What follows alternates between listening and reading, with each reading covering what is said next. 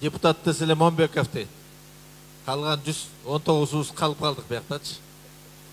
Момбеков сөйлеп атат, Момбеков тура сөйлеп атат деп. Рыскелді Момбеков бүгін Қырғызстанда саясатты елестетсе болбойды. Біз барыбыз қуанып тұрабыз. Рыскелді парламент сеніменен көрікті. Саға саясатшылар, же башқа біреу ба бербеш керек, саға ел ба беріп, ел ба бер десе, елдің ұлы болып қалды. Бұл қиын болған менен Назирадан қорқот, айбай. Аябай қорқот. Бүгін айтышымыз керек те бардық нәрсені. Ертең мен алтыда тұрып ал, балдарды бала ақшаға алып барады. Рыскелді байке негізі мына бір парламенттегі шындықтың символындай болып қалды. Ақ сақалын жайқаған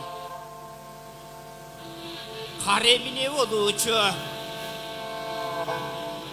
Айкөл Манас баяны ал мұздақтан бері қарай атадан өтіп балағын айтып келді бұлғынды әлеміне болушы.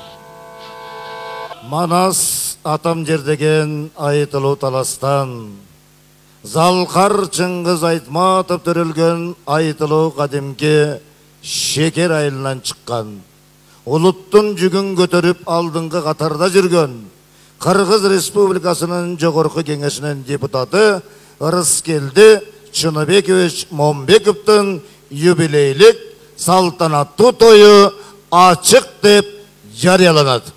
Қанменен ту көтеріп Қырғыз елі баратат баштап шаңменен Шаңды бір қол жабады, шаңды бір қол жабады.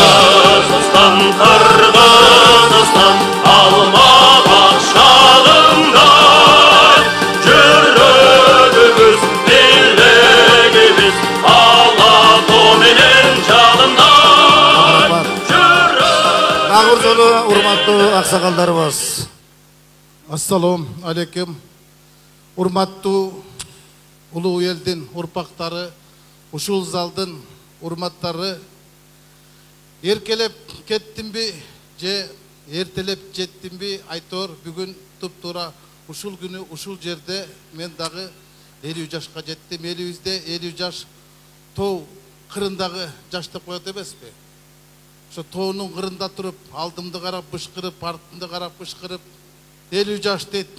50 жаш, 100-дün жарымы 50-ге чыккан адам карыбы дейт.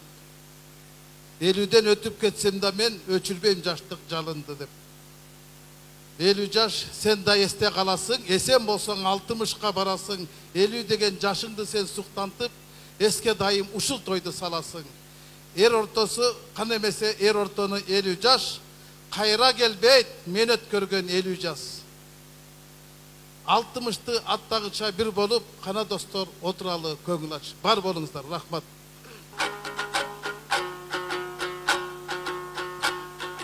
Koluma konuş giygende koşulup birge söz kelet. Akınдар dele bayqasa qardayım birdey ırdabay tırdıdan ırdoğdu gede ges kelet. Eşen kulenim suradın, el artisi Zamirbek ergip bir sözün tökse dep, atadan kalgan komustun ardaktap durup çelse dep, ötkön menen getkende, elestetip ötse dep, emgek kılıp eline, Rıskeli'nin kulak salmınan 50'dün çıktın beline, 50 yaşka geldi de vançalık inim geyve, sen de er azamat jigitken 50 yaş degen emine. Aman bolsa çıkarsın jurtungdun aldın batasın 100 yaştındağı törünne. Andan göre bugünkü toyuңuzdun ini çek. Büt Kırgız emes Kazakada uğulup jata düğürtü.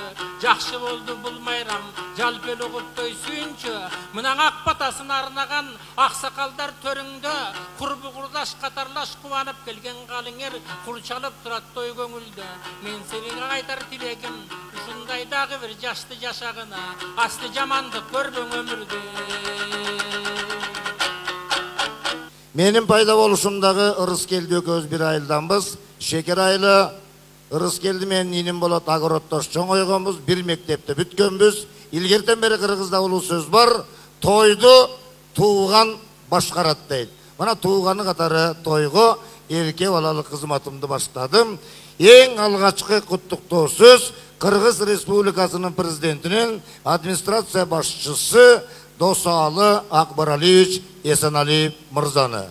Жогорку кеңештин депутаты, албетте көпчүлүк коалициянын төрагасы, Жогорку кеңештин атынан Иса Шейшенкулович Өмүркулов агабызды. Кыргыз өкмөтүнүн атынан айыл чарба министри Нурбек мырза Мурашев жана Кыргыз Республикасынын экс-президенти Роза Исаковна Отунбаева. Досалы мырза, сиздер баштай бересиздер. Роза апчыбыз досуга да. Бекендештер, Баштай бересиздер. урматтуу келди. Өзү жана айтылгандай, таң эрте президентибиз Сооронбай Шарипович өзү жеке куттуктады. Азыр мен ушул куттуктоо сөзү менен тааныштырып коеюн. Урматтуу Ырыскелди Чыныбекович, сизди 50 жылдык кутман курагыңыз менен куттуктайм. Жалпы эл сизди дасыккан саясатчы, Кыргыз Республикасынын Жогорку Кеңешинин депутаты катары жакшы билет. Буга чейин сиз белгилүү журналист катары да таанымал болуп, эл оозуна алынып келдиңиз. Байыртадан сакталып келген эне тилибизге болгон мамилени жакшыртууда, жаштарга түшүндүрүүдө, элге жайылтууда жеке салымыңызды баарыбыз билебиз. Айрыкча байыркы элибиздин укура көркөм тилинин байлыгын терең билип, ыктуу пайдаланганыңыз сизди өзгөчөлөнтүп турат. Сиз мамлекетибиздин өнүгүшүнө кайдыгер карабай, өзгөчө позицияңыз менен Кыргызстанда парламенттик демократияны өнүктүрүүгө олуттуу салым кошуп келе жатасыз. Мындан ары дагы эл алдындагы жооптуу милдетиңизди ийгиликтүү аткарып, Кыргызстан жаркын келечегин курууга, адилеттүү өнүккөн өлкөнүн бекем негиздерин калыптандырууда тактыктуу кызмат өтөйсүз деп ишенем. Сизге чың ден соолук, бакыт талай, жооптуу ишиңизге ийгилик, үй бүлөңүзгө бакыт талай каалайм деп Кыргыз Республикасынын президенти Сооронбай Жээнбеков. Кол чабуулар, урматтуу меймандар, мамлекет башчысы, урматтуу Ырыскелди, Энда энда эки сөз. Эл ортону 50 жаш дегендей, азыр эл ортону 80 жаш, 70 жаш, 90 жаш, ага караганда сиз жашсыз, алдыңызда албан ийгиликтер дайым коштосун, оозуңузда сөзүңүз бар, жамактаганыңыз токтобосун, колуңузда калем дагы дайым өлкө үчүн, эл үчүн жазылсын. Үй бүлөңүз менен балдарыңыз чоңоюп атыптыр, үй бүлөңүз менен дайым аман эсен болуңуз. Куттуктайбыз. Дагы бир жолу кол чаап коелу. Чоң рахмат. Иса Шейшенкулович, келиңиз. Рахмат, урматтуу. Дагы бир жолу кол чаап коюңуздар, президенттин белеги. Чоң рахмат.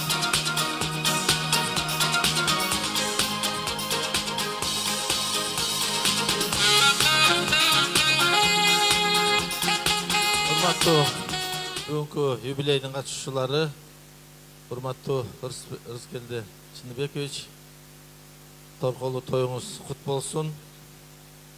Сиз жөнүндө мына жогоруда тасмадан баарыбыз көрдүк.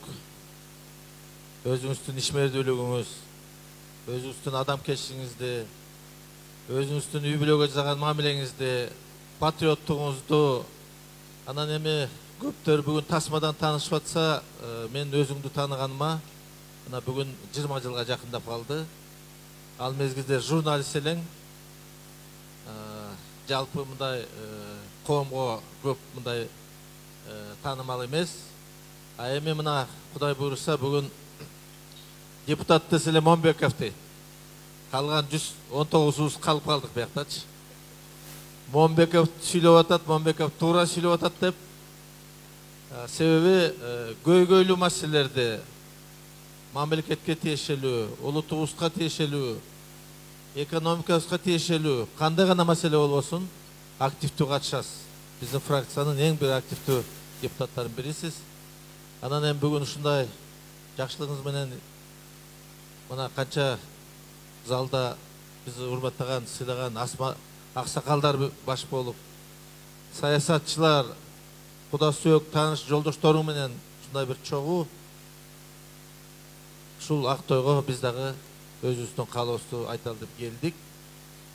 Урматтуу Ырыскелди, үй бүлөң менен бакубат жашап, узак өмүр сүрүп, балдарыңардын bir top sүймөнчүлүктөрүнө көрүп, күбө болуп, шығылып арабызда шундай ардайым бақылдап шақылдап жүрө беріңіз.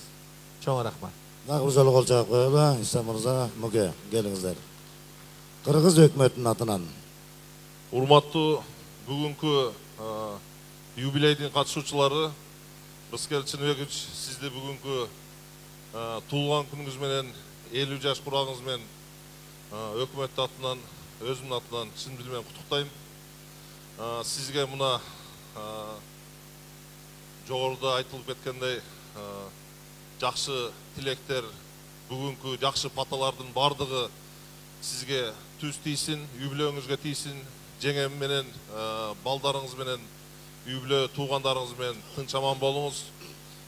Сиздин бүгүнкү күндө Иса Шешенкулович айтып кеткендей, жогорку кеңештин койгондо эле Вес Кыргызстандын эли сизди атты качкастай таанып калды. Иштей тойдой достукту ордуна койгон, агайынды ордуна койгон кишисиз. Аны мен абдан ошол качествоңузду сыйлайбыз. Бүгүн мына сизди айылдан келген, таластан келген туугандарыңыз аябай сыйлуу экениңизди белгилеп турат. Себеби мына туугандар таластан көп келиптир. Мен айтып кетейин дедим эле, азыр сиздин ошол өмүр баян ишмердүүлүгүңүздү айтып кет баратканда, сиз мага жезде болот экенсиз. Эже көз урубуз бир экен. Ошого жезде да болуп кетет экенсиз. Бүгүнкү юбилейиңиз менен чын дил менен куттуктайм.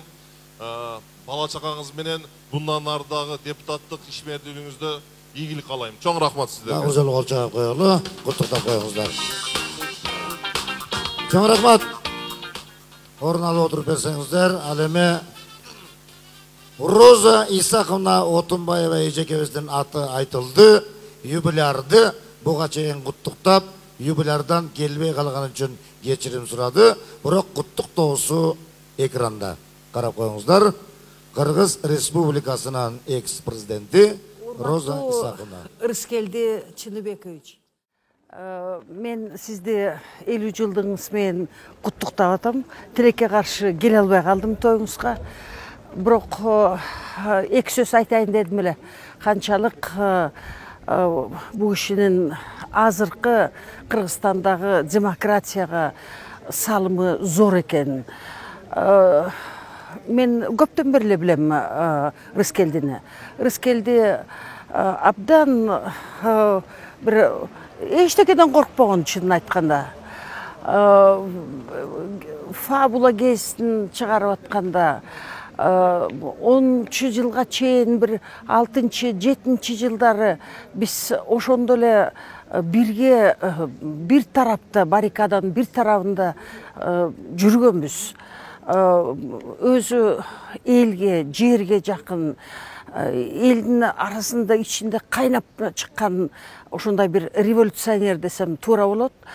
Дайыма эле мына эл менен бирге жүрүп, ошо жерден элдин үнүн угузуп, жамакчы деп коюшат го Рыскелдине. Жамакчы болгону бул элдин тилин, элдин духун, элдин ошо жүрөгүн соккон билип, ошону анан бизге айтып атканы, Рыскелдин сүйлөп атканы жогорку кеңеште элдин баары күтүп турат. Кантип не деп айтат экен, кандай баа берет экен деп. Мен Рыскелдини эсимде бар, 10 жылдан кийин мына Рыскелди өзү таласта 10 жылдагы окуяларда абдан активдүү катышты. Ошо жерде жүрдү, ошо жерде болду. Кийин болсо биз маданият министри кылдык өткөл заманда. Бу Рыскелдин мындай уюштуруу жөндөмдүгү, агишинин мындай көрөгөчтүгү, билармандыгы мына ушул жылдары абдан көрүнүп турду. Мен азыр иштеп калдым. ушул өткөн заманда кийин болсо мына депутат болуп, депутаттыкта менин оюмча өзүнүн абдан бир саясатчы катары жакшы көрсөткөнү. Рыскелди Момбековс бүгүн Кыргызстанда саясатты элестетсе болбойт. Рыскелди отуруп бир китеп жаза турган бүгүн маалы бышкандыгы бар деп ойлойм. Рыскелди канча өзүнүн убактысын, ушу жүрөгүнүн жалын өзүнүн гезитине берди, түнү бою гезиттерди чыгарып жүргөн.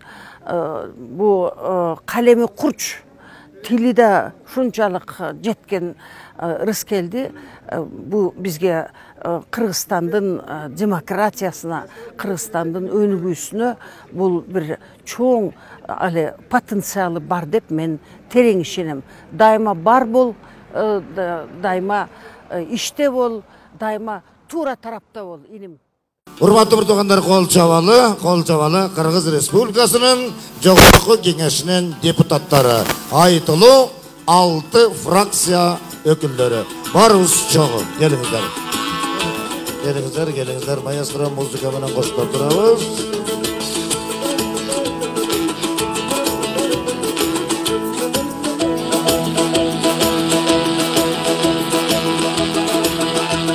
Алга меймандар дагы бир жолу кол чаап коелу. Дагы бир жолу кол чаап кубаттайбыз.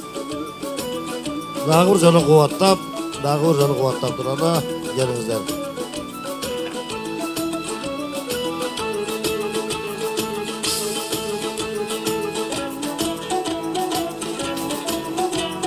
Чоң рахмат.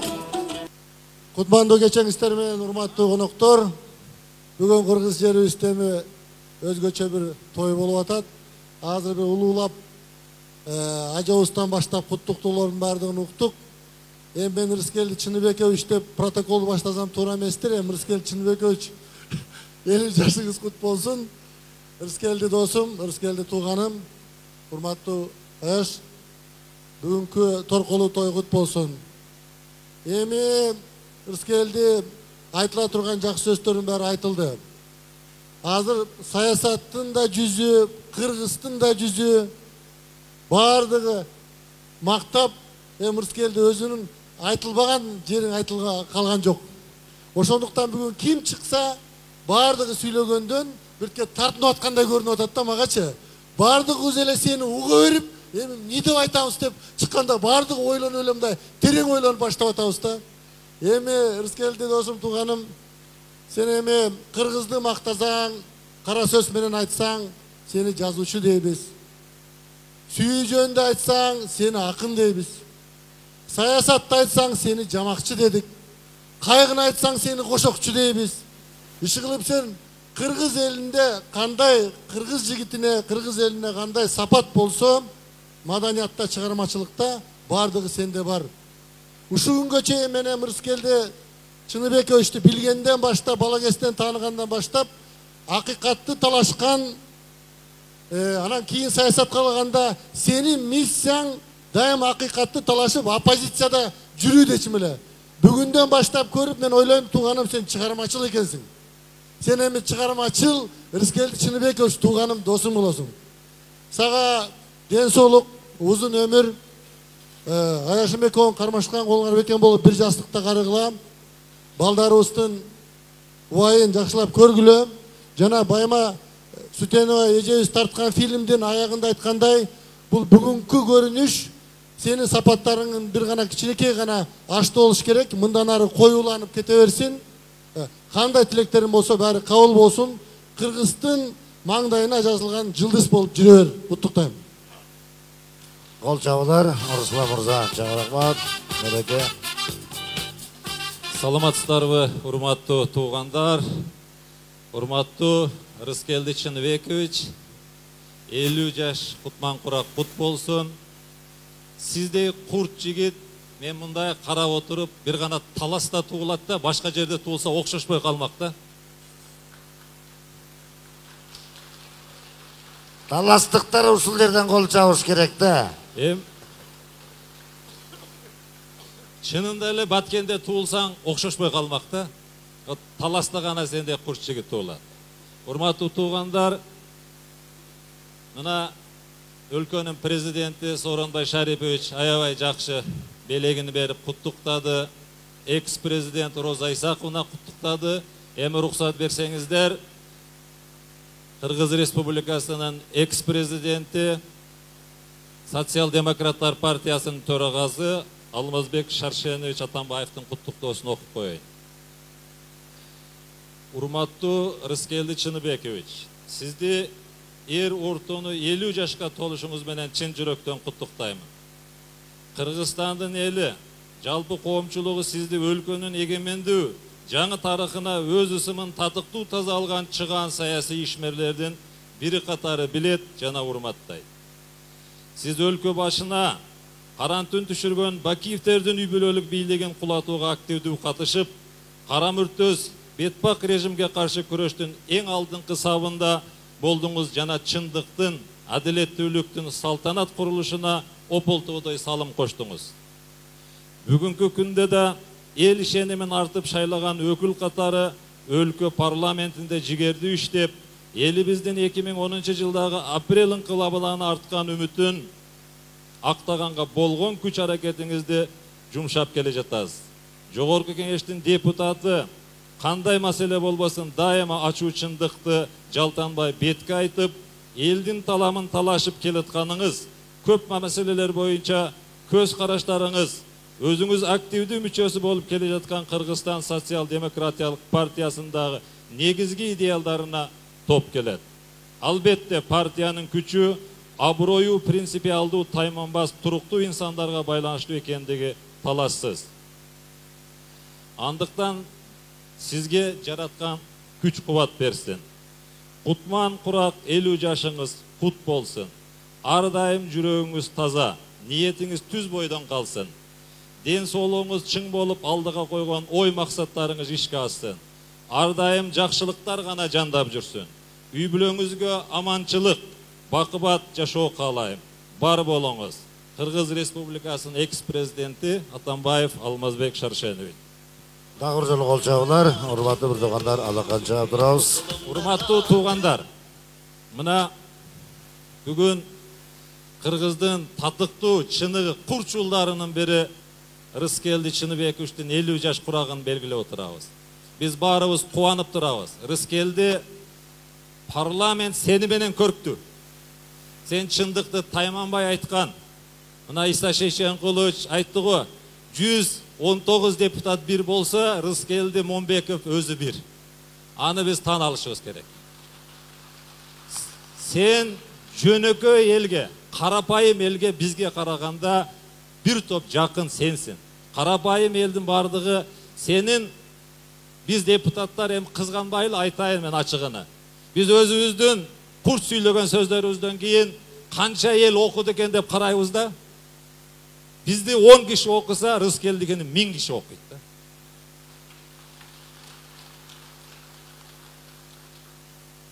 Сага саясатчылар же башка бирөө баа бербеш керек, сага эл баа берип, эл баа бер десе, элдин уулу болуп калды.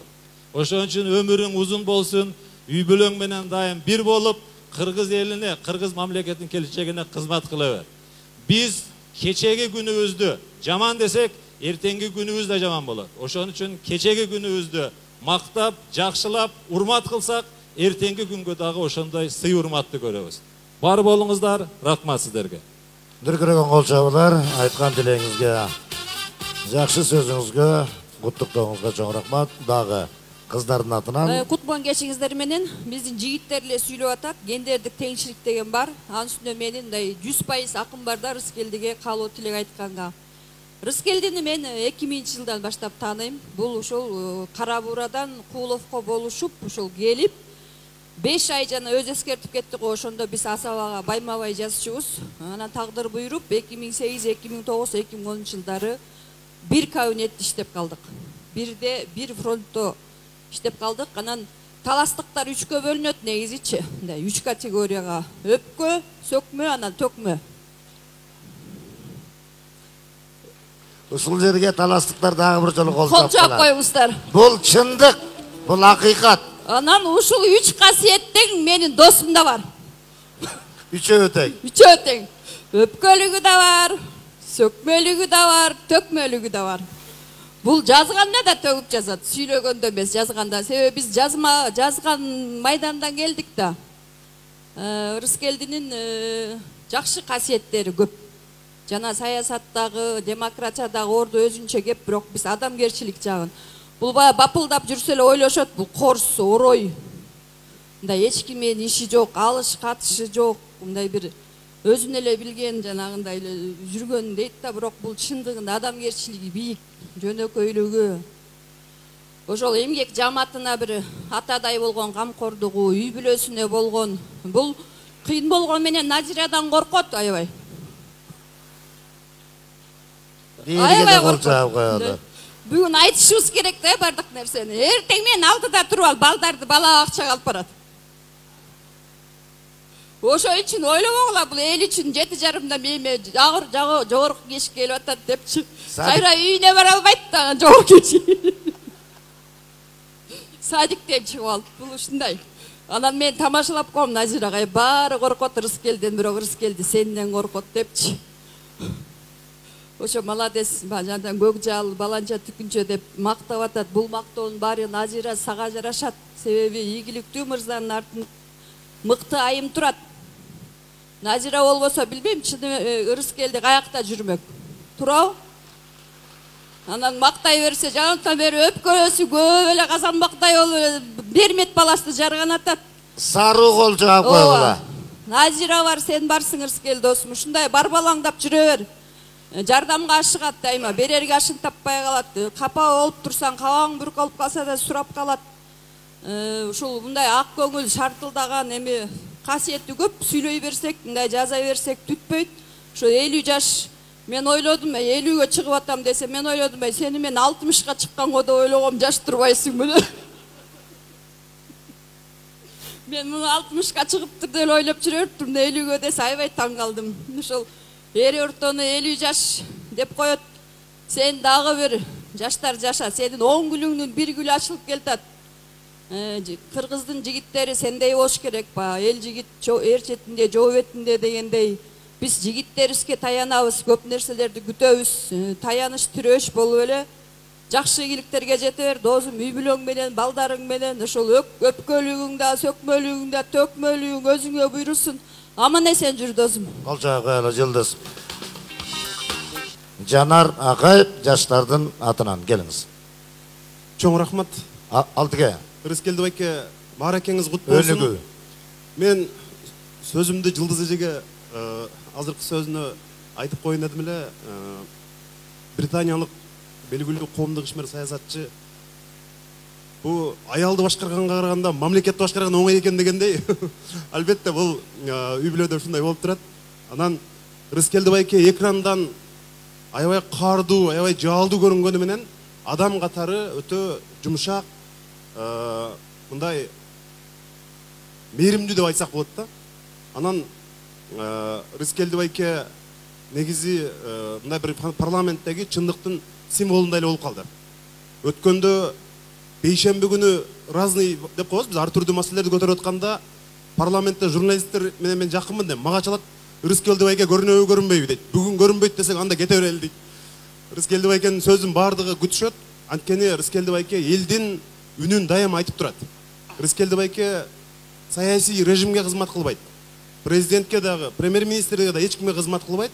Рыскелди байке ошол карапайым элдин үнүн дайыма парламентте айтып турат. Дагы ушундай болушуңуз керек. Анан бул элүү деген эми бул мен ойлойм саясаттагы эми мындай биринчи алгачкы кадам. Малайзиянын премьер-министри өзү партия түзүп шайлоодо утуп келди. Ал Махатхир 90 жашта. Американын президенти 79 жашында президент болду, Трамп. Рыскелди байкеге али алдыда чоң келечек күтүп турат. Сиз али жашсыз. Рыскелди байке, үй бүлөңүз менен бактылуу болуңуз, дайыма аман болуңуз.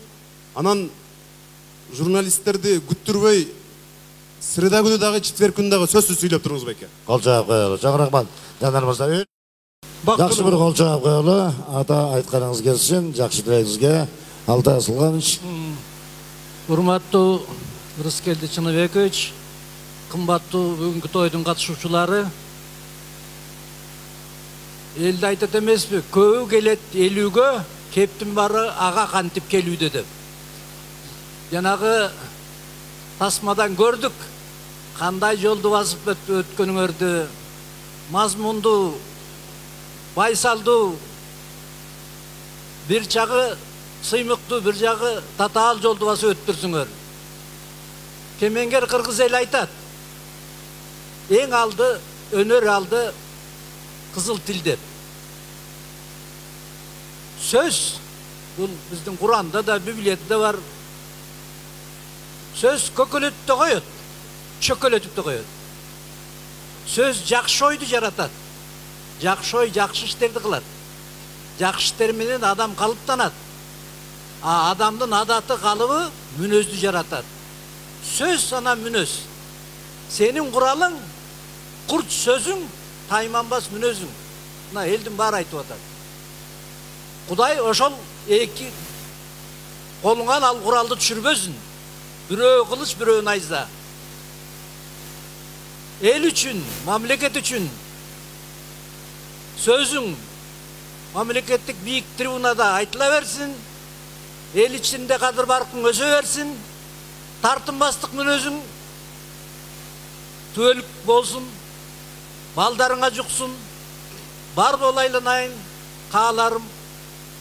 Балдарың менен, алган жарың менен бактылуу бол. Алдыда далай иштер турат, кыргыз элге кыла турган. Далай чоң-чоң албан иштер турат. Ошол колуңан келет, жана айтып кетти. Алдын ала айтпайлы бирөөлөрдүн функциясын алып, алдыда жакшылык болсун. Чоң рахмат. Омарбай атабызга, Омарбай Нарбеков атабызга микрофон узаталы. Омарбай атабыз аксакал, атабыздын да жакшынакай тилеги Рыскелдиге. Азыр кичине куттуктоону кичине токтотуп турсак. Сүйлөп бүтөлү, анан бирөтөлө бир сүрөткө түшүп, анан бирөтөлө куттуктайлы. Аксакалдарыбыз куттуктап калды, ушу кишилерге уруксат, калганыбыз каалоо тилек бүткөндөн кийин. Омарбай ата, Нарбеков айтылуу академик атабыз. Жакшы кол чаап коелу, экранды карап турсаңыздар, Аксыдан келген 90-дан ашкан Кытай уруусунун аксакалы мына атабыздын белеги. Рахмат.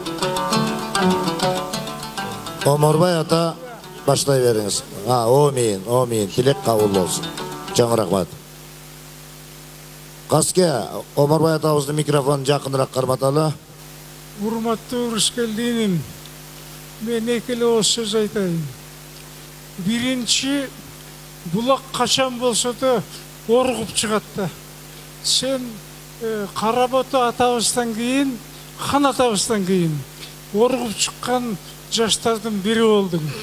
Экинчи атабыз, Чаргын атабыз сүйлөшүп турган кишини айванга айландырып койчу. Мына ошондой Олиянын тукумусуң. Үчүнчүсү, мынакей Бишкекке келип, илим билим алып, ушунча тарбия көрүп, тайлак элең атан төө болдуң. Кыргыздын келечегин ойлогон, кыргыздын жүгүн көтөргөн, кыргыз деп өзүңдүн өмүрүңдү сайып койгон. Келиним, ушул ырыскынын баары үй бүлөңөргө, өзүңөргө ыроо болсун. Кол чаап коелу, Омарбай ата, чоң рахмат. Бүгүн элүүгө чыгып аткан Рыскелди мырзанын мына бүгүнкү тоюнун 1,5 саатында Рыскелди бир тууганыбызга канча мүнөздөмө бердиңер. Төкмө, сөкмө, өпкө, журналист, ырчы, жамакчы, кошокчу, саясатчы барын айттыңар, дагы бир нерсесин билбей койдуңар. Назира экөөбү 2 мончок кызды Раушан деген бир керемет уулду өстүрүп атат. Ушул үчөөсү тең ата мурас өрүк комуз менен уктап, өрүк комуз менен туруп атат. Шубин атындагы музыкалык мектептен сабат алып атат.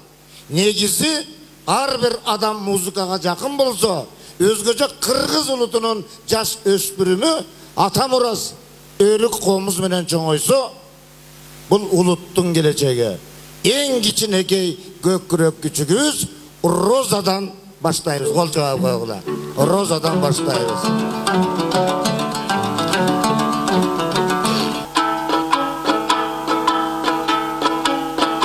Қол жауалы, қолдап қоямыз.